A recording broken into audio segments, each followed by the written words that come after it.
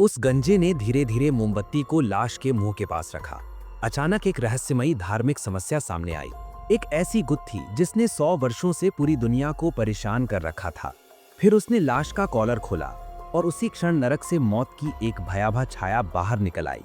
वो छाया राक्षसी थी, लेकिन गंजे ने साहस दिखाते हुए उसे अपने हाथों में पकड़ लिया और उस प्राचीन आयु विज्ञा का प्रयोग किया। अगले ही पल लाश का चेहरा तेजी से पीला पड़ गया। गंजे को तुरंत समझ आ गया, यह आदमी सचमुच मरा नहीं था, बल्कि किसी अभिशाप में फंसा था। ऐसा अभिशाप जो इंसानों को निलंबित जीवन डाल देता है। भ्रमित गंजे की नजर अचानक लाश की उंगली पर पड़े एक अजीब घाव पर गई। घाव जैसे किसी गुप्त संदेश की ओर इशारा कर रहा था। उसने तुरंत लाश की डायरी उठाई, लेकिन सारे पन्ने खून से सने हुए थे। जब उन शब्दों को जोड़कर एक वाक्य बनाया गया तो रहस्य और गहरा हो गया। अगर ये आदमी मर चुका था तो अब उसके सामने मौजूद चीज क्या थी?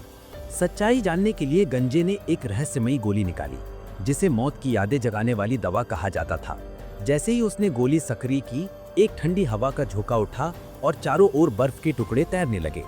अचानक उसके सामने 100 साल पुराना एक अभियान जीवंत हो उठा। और हैरत की बात यह थी कि गंजा खुद उस अभियान का हिस्सा था। जब उसके दिमाग में छवियों की झड़ी लगने लगी, उसने अचानक अपने ही शरीर को अजनबी नजरों से देखा। सवाल उसके भीतर गूंज उठा, क्या मैं भी सचमुच मर चुका हूं?